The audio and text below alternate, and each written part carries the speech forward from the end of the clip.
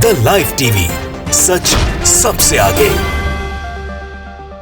नमस्कार, the live TV आप देख रहे हैं, आपके साथ मैं हूं आदित्य कुमार। अब सोशल मीडिया पर जो सर्वे आ रहे हैं वो सर्वे इसी ओर इशारा कर रहे हैं कि प्रधानमंत्री नरेंद्र मोदी 2024 में चुनाव नहीं जीत पाएंगे या उनकी बीजेपी चुनाव नहीं जीत पाएगी। और जब तुलना कभी प्रधानमंत्री मोदी जी की राहुल गांधी से की जाती है तो राहुल गांधी अव्वल नंबर पर आते हैं। जी हां, आप सही सुन रहे हैं। हमने आपको कई सर्वे दिखाए, हमने आपको न्यूज 24 का वो सर्वे भी दिखाया जिसमें उन्होंने अमित शाह के बयान को कोट करते हुए लिखा था, जिसमें लिखा था कि अमित शाह जी ने पूछा कि बताइए राहुल गांधी प्रधानमंत्री बेहतर कौन है, तो वही सवाल पूछा गया, जनता ने राहुल गांधी को बेहतर बताया। उसके बाद न्यूज तक, जो आज तक का डिजिटल प्लेटफॉर्म है न्यूज तक, उसमें भी यह सवाल पूछा गया कि भाई प्रधानमंत्री बनने की रेस में कौन आगे है, तो उसमें भी राहुल गांधी प्रधानमंत्री जी से कहीं आगे गए, यानी प्रधानमंत्री मोदी जी से आगे। अब एक और सर्वे हुआ है जिसका रिजल्ट आपके सामने है, जो कि किया है एनडीटीवी ने। एनडीटीवी के शेयर्स रानी ने खरीद लिए। उसके बाद से जो उसमें मेन पत्रकार कहे जाते थे, एनडीटीवी जिनके नाम से जाना जाता था रवीश कुमार, उन्होंने वहां से जो है इस्तीफा दे दिया और अपना स्वतंत्र पत्रकारिता वो करने लगे हैं। अब उसी की पड़ताल हुई, तो आप देखिए ये पड़ताल मैं आपको दिखा रहा हूं। इस पड़ताल में साफ तौर पर आ रहा है कि सच की पड़ताल, इन्होंने सच की पड़ताल इसको नाम दिया। और इसमें पूछा गया सवाल कि 2024 में विपक्ष के 26 दल क्या मोदी को मात दे पाएंगे, ये सवाल पूछा गया। तो ये सर्वे है और सर्वे के नतीजे में ए में था कि हाँ, मतलब मोदी जी को मात दे पाएंगे, बी में जो बी जिन लोगों ने चुना उसमें नहीं, और सी में कह नहीं सकते, मतलब कुछ कह नहीं सकते, इसके भी लोग। तीन ऑप्शन थे, तीनों ऑप्शन पे ये सच की पड़ताल हुई और जो रिजल्ट निकल कर सामने आया वो भी जरा हम आपको दिखाना चाहते हैं। रिजल्ट सच की पड़ताल में जो निकल कर आया है वो ये कह रहा है कि 83% लोगों ने, 83% लोग ये कह रहे हैं कि हाँ 26 दल मिलकर प्रधानमंत्री नरेंद्र मोदी जी को चुनाव हरा सकते हैं। और महज 15% लोग डी ऑप्शन चुना, जिसमें कि नहीं, ऐसा नहीं कर पाएंगे ये 26 दल मिलके। और सी में 2% लोग ये कह रहे हैं कि नहीं, कह नहीं सकते। तो आप ये अंदाजा लगाइए कि किस तरीके से जो बौखलाहट दिखाई दे रही है, जो रविशंकर प्रसाद की है, जो भारतीय जनता पार्टी के प्रवक्ता कह रहे हैं कि एक तरफ तो अकेला है, सब बाकी सब भिड़े पड़े हैं एक से, जिसमें कि आप देखें ना 38 दल मिलकर मीटिंग कर रहे थे, जबकि 26 दल इधर है। तो ये पूछा गया कि 26 दल मिलकर क्या प्रधानमंत्री मोदी को टक्कर दे पाएंगे, बीजेपी को टक्कर दे पाएंगे? तो ये 83% लोगों का ये कहना है कि हाँ बिल्कुल सही बात है। ये 2% लोग कह रहे हैं कि भैया हमको मालूम नहीं है। 15% लोग ये कह रहे हैं कि नहीं, ऐसा नहीं हो सकता। तो आप समझिए किसका ग्राफ ज्यादा है। ग्राफ ज्यादा है 83% वाला, यानी कि प्रधानमंत्री नरेंद्र मोदी को 26 दल मिलकर चुनाव हरा देंगे, यानी बीजेपी को चुनाव हरा देंगे। तो अब इसीलिए तो मुसीबत थी, इसलिए प्रधानमंत्री जी ने कई चेहरे और एक चेहरे वाला गाना गा दिया। मतलब जो अपनी बैठक कर रहे थे, दिल्ली में जो बैठक चल रही थी, वीडियो कॉन्फ्रेंसिंग के जरिए सबसे रूबरू हो रहे थे, उस दरमियान विपक्ष की बैठक को लेकर चिंता हो रही थी। भाई अपनी बैठक हो रही है तो हम अपनी पार्टी को मजबूत करने की बात करेंगे, हम कैसे बूथ स्तर पर मजबूत होंगे, हम मतलब अपने कोर मीटिंग जो होती है उसमें तो भैया चुनाव की रणनीतियों पर चर्चा की जाएगी।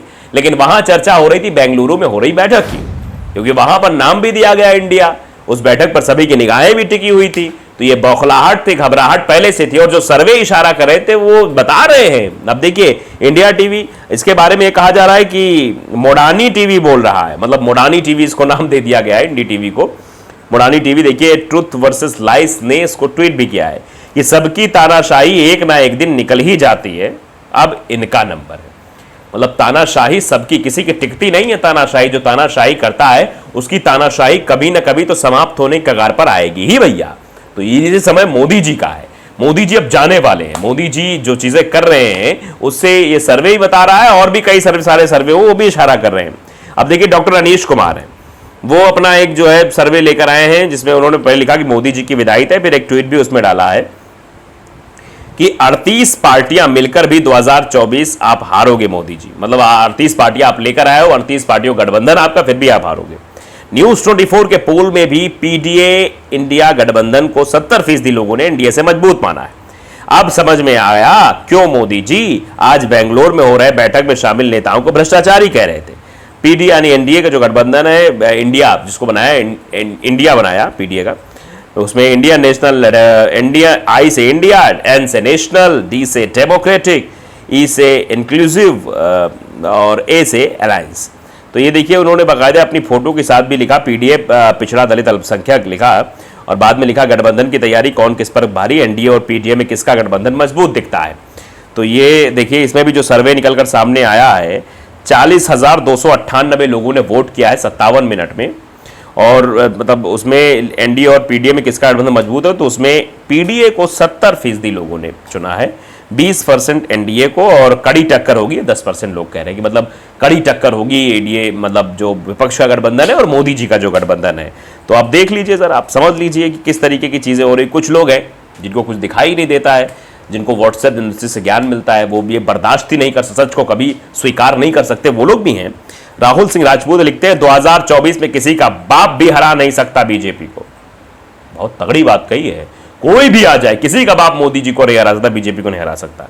2019-29 में देखा जाएगा, मतलब 2029 आए तब तक देखा जाएगा क्या कुछ करना है। 2024 में कोई चांस ही नहीं है, चाहे 50 अपोजिशन साथ आ जाए, मतलब 50 लोग चाहे साथ आ जाए, 60 लोग साथ आ जाए, इससे मतलब नहीं भैया, मोदी जी तो जीतेंगे ही, बीजेपी ही जीतेगी। ऐसे भी लोग हैं। उपेंद्र नाथ आईएनसी लिखते हैं ये गुड बाय क्या होता है, मतलब ये गुड बाय क्या होता है, ये भी पूछा जा रहा है सवाल, भैया गुड बाय क्या होता है। तो अब समझ लीजिए, मतलब गुड बाय क्या होता है, ये एक कटाक्ष के तौर पे कहा गया है कि अब शायद मोदी जी गुड बाय बोलना चाहिए।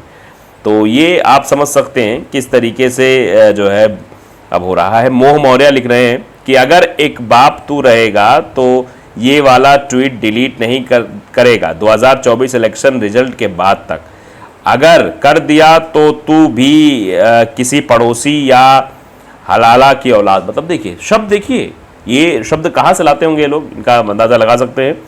तू की भी किसी पड़ोसी हलाला की औलाद है, मान लूंगा, लेट्स वेट टिल रिजल्ट, मतलब रिजल्ट देखो, वेट करो अभी।